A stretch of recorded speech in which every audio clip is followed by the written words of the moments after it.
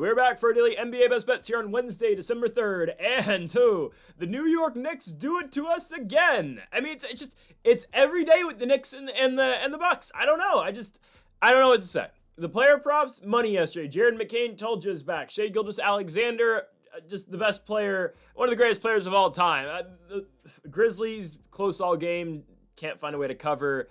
Blazers, of course, Ajvo with his 20 free throws, just whatever, every game, man. Player props are great yesterday. Let's get back on the right track with the spreads and the money lines. Folks, before we get into the video, make sure to hit that subscribe button down below for some more daily NBA best bets here on the channel. Earlier today, we posted our college basketball best bets, so go make sure to check that out. That is linked in the description down below, along with our college football predictions for week number 15, the conference championship game, so go make sure to check that video out. Also on the channel, our NFL predictions later today at either 5 or 4 p.m. And then also our UFC 323 and PFL Mana predictions are out on Greedo Plays MMA as well. Okay, on to the first of our 5 best bets today. For the NBA, we kick things off with our first player prop, and we go to the Denver Nuggets taking on the Indiana Pacers, and I'm going to take Nikola Jokic to go over his PRA. The line's at 54.5 PRA. He should be able to go over because it's a Pacers-Nuggets game. There's no defense involved. I don't care. Again, Indiana's offensively, they're not as good this season, obviously, without Halliburton and with Pascal Siakam having to do literally everything for Indiana. They still try to play at that same pace. They try to play what, Carlisle is designed specifically for Indiana. High tempo, nonstop. Denver doesn't play defense, so that allows Indiana to get quick possessions. And you know how Denver always plays. It's always nothing but fast tempo offense, too. That creates for the most amount of possessions imaginable. That means Jokic will be all over the glass. Because, by the way, Indiana doesn't really have a good center. It's Jay Huff is their best center, and he is their starter. Not bad defensively. Jokic should be able to outboard him, especially the way Indiana plays. Sometimes they get in transition. Huff's not even back on that side of the court when they're putting up shots, okay? So, and, Jokic usually on the perimeter, depending on the possession. Regardless, though, the opportunity for rebounds in this game for Jokic is all there. I mean, hell, he's coming off a 20-rebound game against the Dallas Mavericks just a couple days ago, in a game in which the Nuggets actually lost on Monday by 10 points at home to the Mavs. More on the Mavs later, but Jokic in that game posts 29, 20, and 13. It's just an absurd stat line. And I talk about Shai all the time, and I talk about Luka Doncic all the time, but I completely understand how great of a player Nikola Jokic is, right? Jokic is absurd what he does every single season. I still don't think he's the MVP because, there's a player in the league whose team is going to win 76 games this season, potentially 77. I think that's possible. 77-5, I think is really in play. I would not rule out right now 78-4 with what that team's doing right now. 21-1, my goodness. Anyways, though, I'm trying to stick with the theme of sticking with superstars, at least once a video, right? Yesterday was Shai Gilgeous-Alexander, right? Anthony Edwards the day prior, right? We've gone to Shai so many times this season. We've gone to Jaylen Brown before this year. And I just think it's the most effective way, and we just have to find good matchups for these players. And obviously, right, not to glaze Shai more than I already do, but there's always, every matchup's a good matchup for SGA because of the amount of shots he takes. For Jokic, especially on a PRA since the lines are so high and he gets the highest PRA lines in the entire league, we really need to pick out specific matchups. This is a matchup I like, again, just because of how both teams play and the up-tempo nature of a Nuggets versus Pacers game may be. The one game Jokic played against Indiana so far this season, it was at home. It was the second out of a back-to-back for Denver, too. And Jokic had 60 PRA with 32 points, 14 rebounds, and 14 assists. And yeah, that's the type of line that we kind of need. We need 55 PRA. So, if you want to take off, I guess, 32, 12, and 12 would do it, right? Those are the type of numbers we need out of Jokic. But, the guy averages a triple-double. He averages 29, 13, and 11.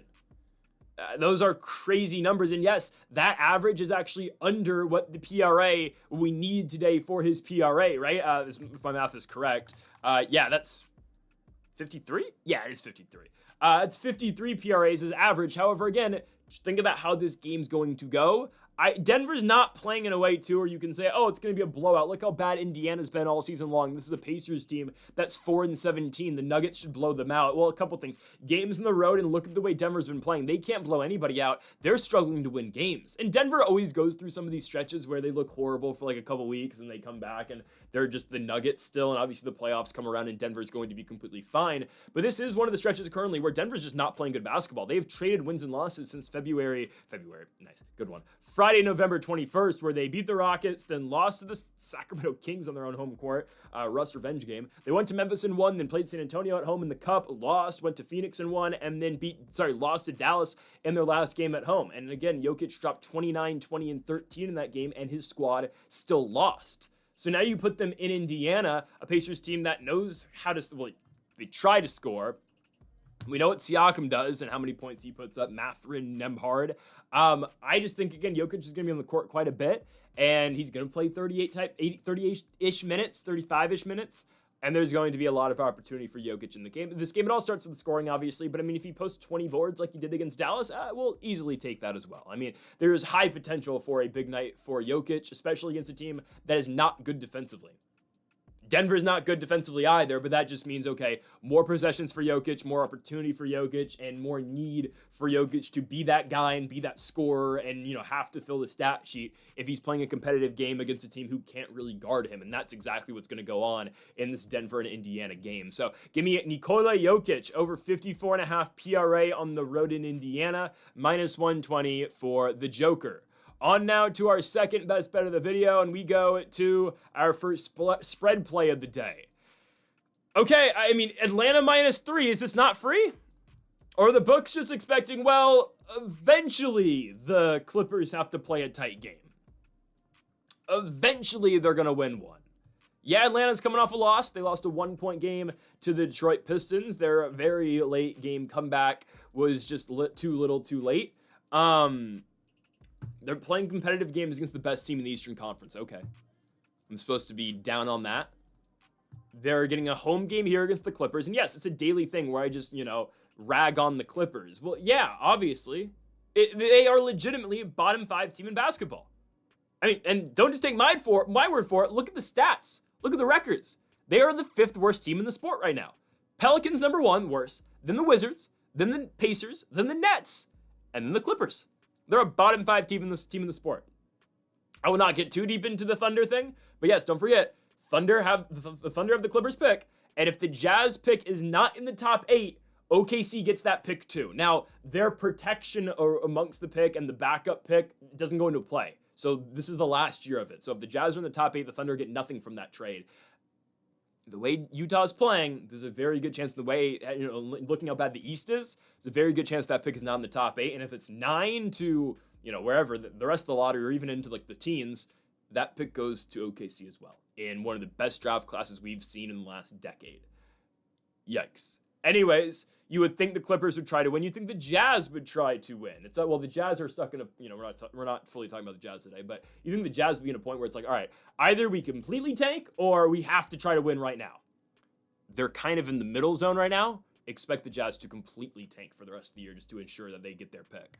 The Clippers, they have no choice. There's no protection amongst it. Like, that pick is OKC's. It's obviously, that was part of the Paul George, Shai Gilgeous-Alexander trade. One of the most lopsided trades in NBA history, obviously. Probably the most lopsided trade in NBA history. It's probably worse than the Dorsett trade.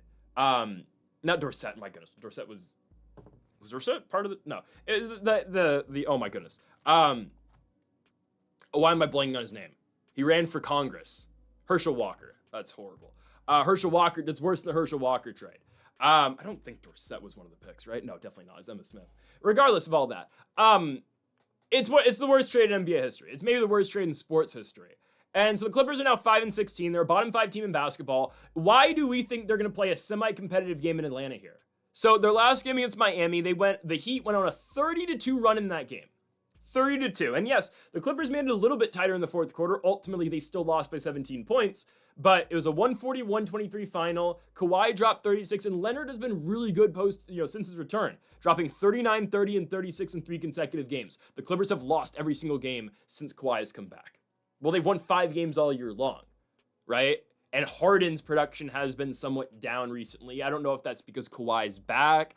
It just Harden's shot has not looked the same. Zubac does what Zubac does every single night. He grabs rebounds and he, does the high pick and roll all the time with Harden, and either he finds ways to the hoop or he's just grabbing rebounds the entire game. Those are your three notable players on the Los Angeles Clippers. Everybody else, Chris Dunn's out there for defense. Teams leave him wide open for three. He doesn't hit it. He doesn't hit those threes. Same thing with John Collins. Teams just leave him because he's not really a threat from outside the perimeter. Chris Paul, same thing. He gets on the court. Okay, get ready for passing attempts and one made three a game. Okay. Bogdanovich is still injured. Kobe Sanders is good. He's very young, but not a guy who's really a game changer. Batum only shoots threes and is slow and a defensive liability, so you can go at him and just watch him on the perimeter, and that's it. And Brook Lopez isn't even playing right now. Like, he's out of the rotation, is he not? Yeah, Lopez barely gets minutes. No, he's out of the rotation. Yeah, the Clippers are screwed, guys. I just summed up the entire Clippers team. Oh, I forgot about Kobe Brown, who hasn't played, or does kind of play. He took over for Lopez. He's a 6'7" center. Yeah. Atlanta should have this easy, and if Atlanta does not cover, I'm going to call Vegas in this one. Like, I'm going to say Vegas called in. Oh, Porzingis isn't playing. Okay. The Hawks have been dealing with injuries all season long. Obviously, Trey's been out since the first week, and Young, when he comes back, I'm telling you, just don't forget, Hawks Eastern Conference champions this season. There's nobody in the East that's better than this team. As long as they can get into the top six, they're going to be fine. They're going to win it. This team's too loaded, and if they make a move, what if they get Anthony Davis? Thought of that one? I mean, no, where would he play, though, honestly? Unless they say, Chris Debs, yeah, goodbye. We just signed you, get out of here. If they want to, honestly, I mean, nah, Onyeka's really good off the bench, too. Regardless, though, this team, who would they? It would be like getting a three. Like, Risa Shea's great. I think Risa Shea's really good. But, I mean, if he comes off the bench, you're even more dangerous. Anyways, the Hawks should beat up on the Clippers here. I don't care. They're without Porzingis and Young. Jalen Johnson just dropped 40 points the other night. Nickeil Alexander-Walker, he can explode for 30 plus a night. I mean, Jalen Johnson should be an all-star this season. I think I'd be kind of surprised if he isn't. He's averaging 23, 10, and 7. That's an all-star. Nickeil Alexander-Walker's averaging 20 points per game. Onyeka Okongwu's been great off the bench this year. And again, Risa Shea, worst number one overall pick ever. He was 19 last year. He's going to be okay. He's averaging 12 points a game. And again, for what the Hawks ask him to do, he's a starting player on a playoff team. And he's a good starter on a playoff team.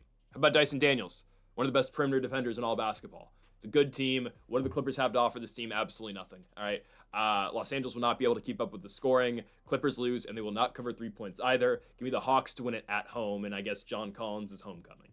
Give me Atlanta. On now to our third best bet of the video. Let's go to our second player prop. Let's go Zach LaVine under 3.5 3-pointers. Sorry, 2.5 3-pointers. I'm just looking. I look at Zach LaVine's production recently. I give this about a 30% chance of hitting. Just the way he's been shooting and the games that he's having, either he explodes for a huge 3-point night where he hits 4 or 5 threes, or he hits 0. That's kind of how, or 0 or 1. It's kind of how it's been going for Zach LaVine. That 3-point shot hasn't been falling. He still scores somewhat, but he has taken a step back in this offense. LaVine still averages 20 points per game, but a lot of what keeps his average afloat is just the big 40 and 35-point nights randomly.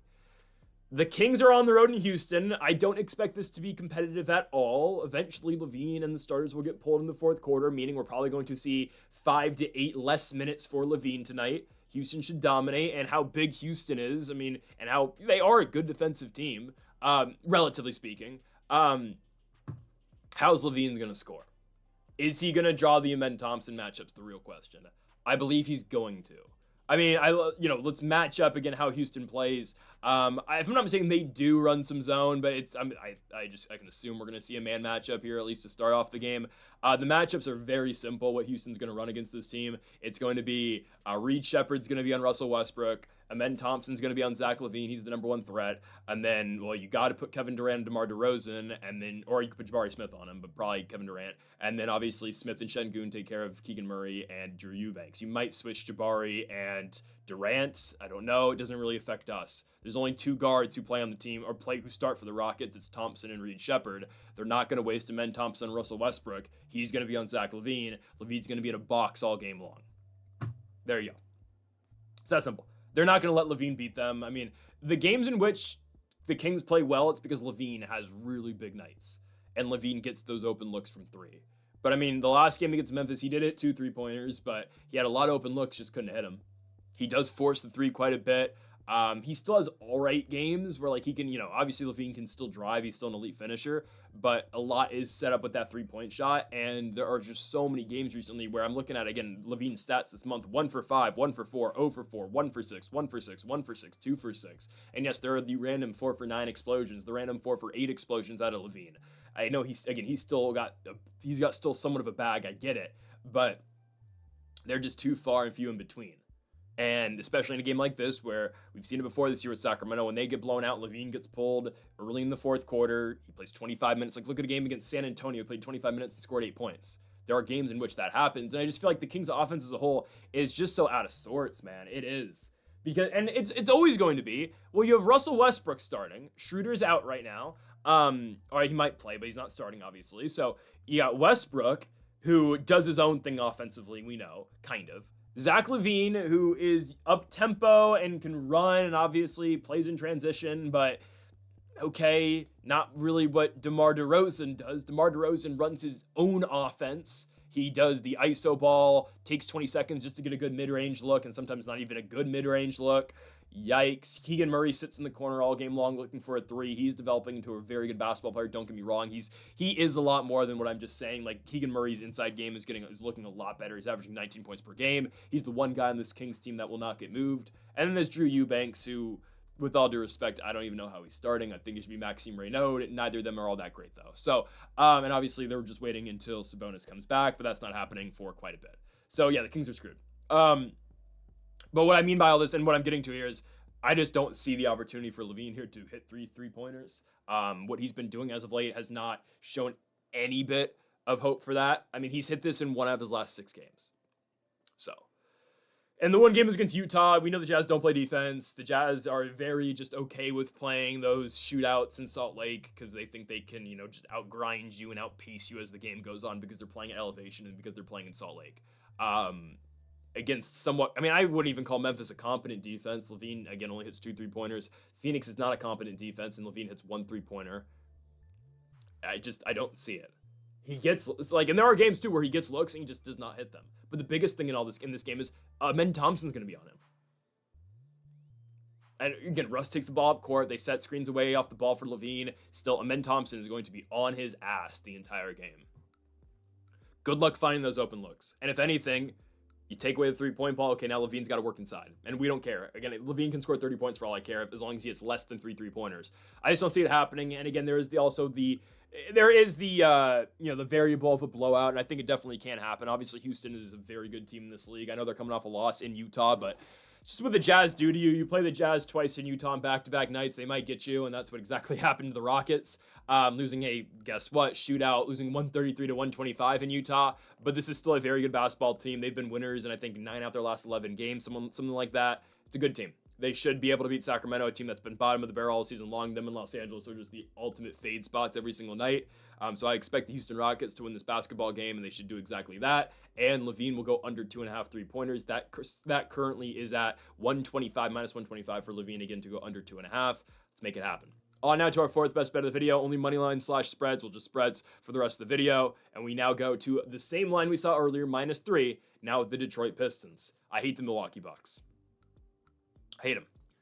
We said, okay, let's take them to beat the Wizards. All right, the Wizards aren't very good. Let's take them to blow Washington out. No, not at all. They lose the game in Washington, and now, Giannis Antetokounmpo. Ooh, man. I'm not gonna believe all of that stuff. Giannis is requesting a trade to Los Angeles. Again, those are all unconfirmed sources, and really, when you think about it, what would the Lakers trade for Giannis Antetokounmpo? They're not going to give up Austin Reeves, and the Bucks are not going to want LeBron James, so there's nothing they could really offer them. So I think, again, I'm seeing, all these tweets. I don't know if these are real or not. Oh, Giannis' main priority and the team he wants to go to is Los Angeles. Well, if he hits free agency, which he's going to eventually, and once LeBron retires, yes, that is going to be, I think that's definitely going to happen. He's going to play with Luka and Reeves probably in Los Angeles once LeBron retires, but he's going to get traded somewhere else first. It's going to be like kind of a Kawhi situation. Kawhi played in Toronto. Will have obviously more years than Kawhi did in Toronto, of 2 years in wherever he's at, but that's what I expect. And the big thing out of Giannis, obviously, right? He deleted every single Bucks mention on his Instagram. I guess that's true. I mean, I'm looking right now. I mean, there is a picture of Giannis at the NBA Cup or winning the NBA Cup last year. But I guess that is the only mention of the Bucks on his Instagram page. It's just all Team Greece stuff, and then him winning the championship in 2021. So he deleted every other mention of the Bucks. There's no Bucks anymore in his bio. I guess I don't know if that was his profile picture, because his profile picture right now is him on Greece. To be honest, I did not remember what Giannis's picture was. But yeah, this is a big story, obviously. So Giannis clearly wants out. It's just a matter of where can Giannis go. I don't know, and that, again, that's a whole nother conversation. I know Detroit fans actually want the Pistons to try to go all in on him, and honestly, they have the assets to do so. It's just, are you willing to give up Jaden Ivey? Are you willing to give up, likely Asar Thompson has to go as well? I mean, I think it would start, I don't think this is an overpay at all. I'd have to go Tobias Harris, Asar Thompson, Jaden Ivey, and then you have to give up picks. I know Asar Thompson is a budding superstar in the league. I don't know, do I want to say superstar? He's not a man, but he's playing well. He's a starter for that team, but and he's like, how old's Asar? Asar is same age as Amen Thompson. They're what, 22? They're both 22. They're both 22. I get it. Again, Amen is better than Asar. I understand. But I think that's what you'd have to give up: Ivy, Asar, Harris to make the money work, and then a pick, and like 2 or 3 picks. I don't know. And do the Pistons want to do that? Who knows? But that is the game that we have tonight, though, right? Detroit versus Milwaukee. With all this going on with the Bucks, they're obviously going south. They're going south in a hurry. Let's all take a moment and laugh at Miles Turner for thinking, oh, I'm here to this is a championship contender. This is why they brought me here, because I'm here to win with Giannis. I'm here to be the number 2 for Giannis Antetokounmpo. Are we that ass, dude? Really? I'm so glad Giannis is getting out of this hellhole. Nothing against the city of Milwaukee, personally. Like, I've actually never been to Milwaukee. I'm sure the Cream City's great. But I'm glad he's getting out of this place, man. And I never really hated the Bucks until Miles Turner signed here, but now I do. And just Miles Turner being the world's biggest dumbass on his stupid deer celebration. It's horrible. I mean, the Bucks have just sucked. Obviously, Giannis had an injury, but I mean, they've won 1 game out of their last 8. This is horrible. This is really bad. Giannis, I mean, goes out and puts up the same stat line every night: 30 points, 15 boards, 10 assists, and his team still sucks. His second best scorer is Ryan Rollins, and yes, it's surprising how well Rollins has played this year. That's great. He found a really good guard who has been on multiple teams and has really stepped up for Milwaukee. What the hell else do you have? You gave Giannis, you got rid of Middleton, which you should have never done. Obviously, a long time ago, you got rid of Drew Holiday, and now you have Giannis. You have Ryan Rollins, great. Kevin Porter, okay. And then AJ Green and Miles Turner around Giannis Antetokounmpo. You trade for Kuzma last year. That wasn't what you thought it was going to be. Bobby Portis is still here. They did it to themselves. Absolutely. So now the Pistons are only 3-point favorites on the road to beat this team. I understand Detroit's not playing that same dominant basketball that we saw at the beginning of the year. They're still 17-4. And their last, 5 victories, or last 2 victories, we'll say. Last 2 games are both, a 1-point win against Atlanta and a 3-point win against Miami. Okay, guys, I expect both Miami and Atlanta to be right there with Detroit at the end of the season, right? If I want to map out my final 4 in the Eastern Conference semifinals, the 4 teams right now that I'm putting in there, I'm putting Detroit, I'm putting Miami, I'm putting Atlanta, and I'm putting Cleveland. Those are the final 4 for me right now in the East. Yes, above Toronto and New York and Orlando. They're not sold yet, right? Those are my top 4 right now in the East. So there's no shame in just barely getting by those teams. The Bucks aren't even a top 10 team in the conference. Have the records show you that. If the playoffs and play-in started today, the Bucks wouldn't even be in. They're not a top 10 team in their own conference. And I look at, the teams in the East right now. Yes, the Pistons, Raptors, Heat, Knicks, Magic, Cavs, Hawks, Celtics, Sixers, and Bulls are all better than the Bucks. All 10 of those teams are going to be involved somewhat in the dance. Obviously, Chicago's going to be in their yearly play-in spot and whatnot. Boston's going to be in that spot this season as well. And the Bucks are going to be on the outside looking in, even if Giannis stays. But we'll see. We'll see. I think I don't know. I don't know how long Giannis is going to be here. But with all that being said, and all this, this all is chaos right now around the Bucks, I have to go with the Pistons here. This is a focused Pistons team. This is a winning Pistons team. I'll be damned if they don't win and cover tonight against Milwaukee on the road. It's gonna be Pistons spread -3 in Milwaukee in the Cream City against the Bucks. On to our last best bet of the video. Let's go to Dallas, Texas for the 2011 Finals rematch and 2006 Finals rematch between the Miami Heat and the Dallas Mavericks. That was 2006, right? Not 2005? 2005 was Pistons Spurs, right? So 2006 and 7 was Spurs Cavs. So yeah, 2006. Rematch of the 06 and 2011 Finals. Dallas and Miami. Guys, the Mavs are actually playing fairly well. And it's not because, just look at how they played Denver and AD finally showed up in a matchup against Jokic. That's not the reason. I mean, I was talking about this a little before that. The game where they played competitively against the Lakers, that game was really eye-opening and saying, okay, hold on, like, the Mavs are actually playing decent basketball right now, and really all started because they started Ryan Nembhard, brother of Andrew Nembhard, RJ Nembhard, Ryan Nembhard. Why does ESPN have RJ Nembhard starting for the Mavericks? That always confuses me. I always look, like, making sure, like, Ryan Nembhard's still starting. ESPN doesn't know the difference between RJ Nembhard and Ryan Nembhard. This is absurd. This is not the first time they've done this. I'm pretty sure RJ Nembhard's in their G League, but whatever. That's crazy. But starting Ryan Nembhard was a great move for them. Sit D'Lo down. Don't really play D'Lo that much now he comes off the bench. Starting Nembhard. Cooper Flagg's been playing well. Ryan Nembhard, guys, last game against Denver dropped 28 points. And this is a guy who was never a scorer at Gonzaga. He was always a pass first guy. Sure, again, he played with Graham Ike. He played with Braden Huff, guys who are very ball dominant, and bigs who are ball dominant. Well, that's going to help him now when he plays with Anthony Davis and Cooper Flagg right now. I'm not telling you Dallas is going to make this run that's going to get them in the postseason. I don't know about that.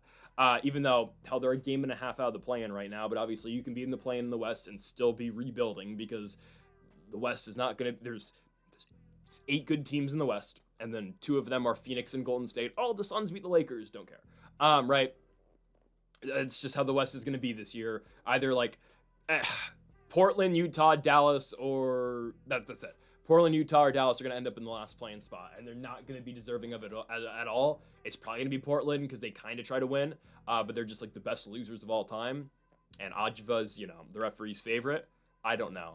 But the Mavs are playing good basketball. Competitive late game against the Lakers. Lakers pull away.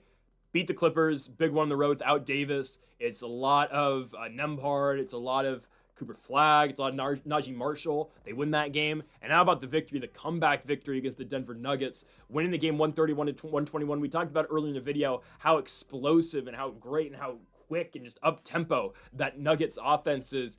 Dallas holds them to 17 points in the fourth quarter. That's big time, man.